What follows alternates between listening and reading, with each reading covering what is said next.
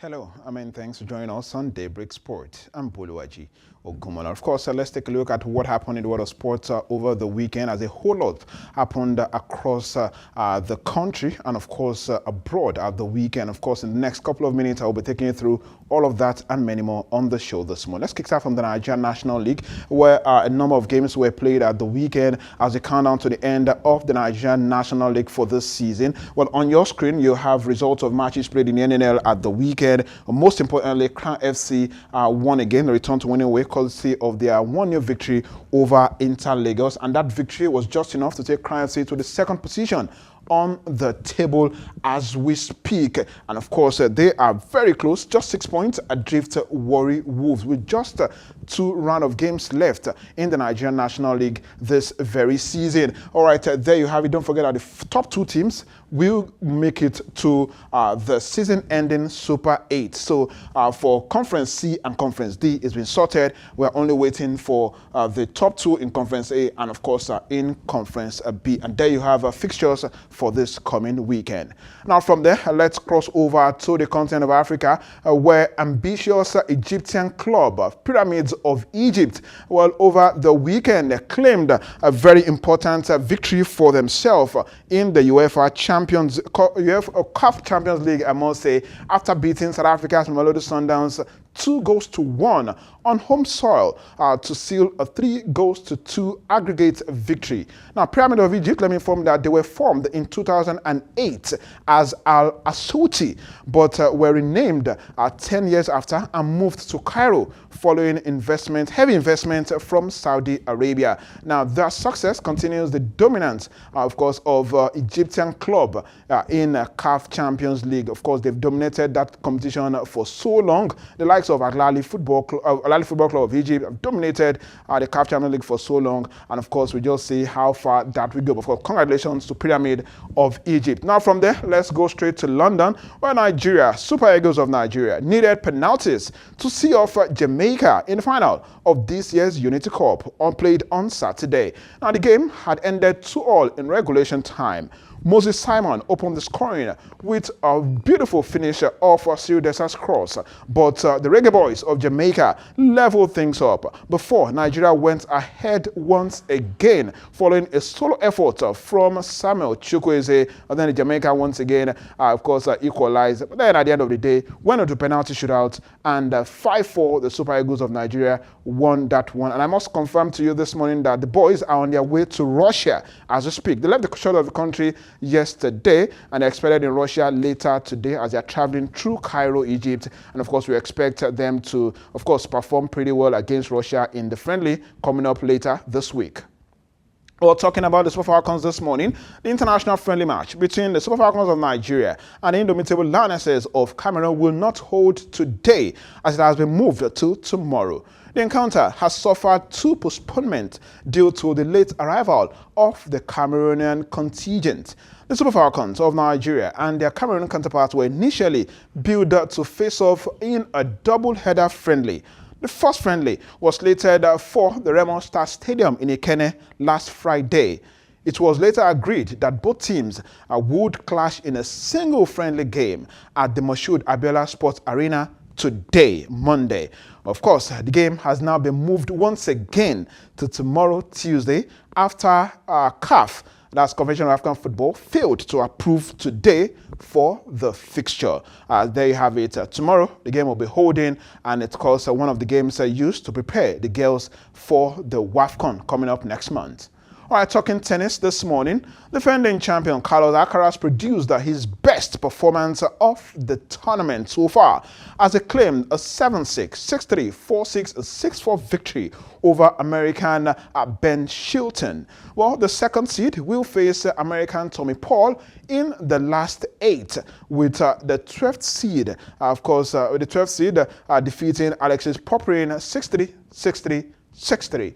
Well, of course, a lot of games were also played yesterday. Novak Djokovic also coming up with a straight set victory over Misolik, 6-3, 6-4, 6-2. That particular game ended. And you have the Alcaraz versus Tommy Paul quarterfinal game holding later on today as well as so many matches to look forward to as far as the French Open is concerned. It is the second Grand Slam of the year, and you also have the Iga Swiatek versus Vitolina quarterfinal game to look forward to.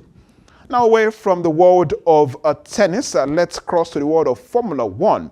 Talking about the Circuit de Catalunya track was on fire yesterday at the Spanish Grand Prix, where Oscar Piastri led Lando Norris to a McLaren 1-2 at the Spanish Grand Prix held yesterday. Of course, it was indeed a controversial race, I must say, as Max Verstappen was in trouble. Of course, he suffered a 10-second penalty. And then here you have the final table, of course, the final standings after the race, of course, on your screen. Here is the driver standings. Piastri, Norris still leading, and of course, taking a look at the constructor standings for this as of this morning.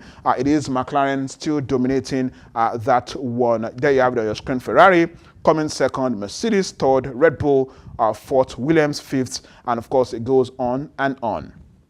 From the world of Formula One, let's cross to the NBA this morning, where the Indiana Pacers reached the NBA Finals for the first time since year 2000 as they defeated the New York Knicks 125-108 points in Game 6 of the Eastern Conference Finals, decided at the weekend.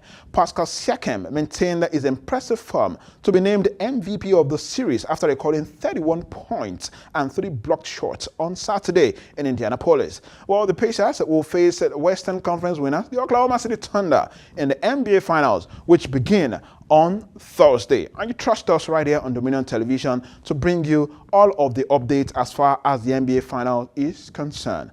Now let's cross to European football and talk about the biggest one. The mother of all club competition was decided on Saturday as Paris Saint-Germain put up a sensational performance as they hammered Inter Milan 5-0 in this year's UEFA Champions League final, decided in Munich on Saturday. Well, it was indeed a very interesting game that saw a number of goals.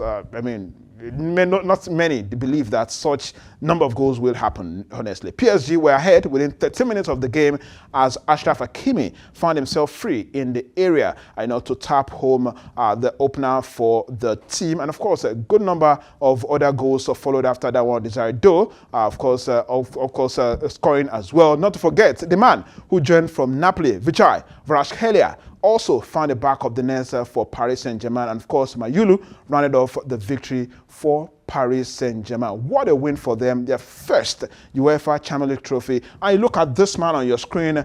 Yes, the man who actually ensured that they go home with this trophy, Luis Enrique. 2015, he did the treble with FC Barcelona, and 10 years after 2025, he just did the treble again for Paris Saint-Germain. What a team, very hungry young team doing great things for themselves. Now, finally, to the tragedy that struck at the weekend. Let me inform you this morning that the Nigeria Football Federation, has expressed a grave sorrow and grief over the death on Saturday of 22 Kano State athletes who lost their lives in an auto crash on their way from the 22nd edition of the National Sport Festival in Ogun State. The athletes died 50 kilometers to the city of Kano when their vehicle veered off the road and crashed into a nearby river. Well, in the same vein, the Nigerian Wrestling Federation is equally commiserated with the government of Kano State, the Nigerian sports community, and the families of the deceased. Of course, the Wrestling Federation, in a statement released over the weekend and signed by its president, Daniel Igali, described the loss a national tragedy. But the Kano State government has declared today, Monday, public holiday to mourn the death of the 22 athletes that lost their lives at the weekend. I will pray for the repose of the departed. And that's sports this morning. Thanks for watching.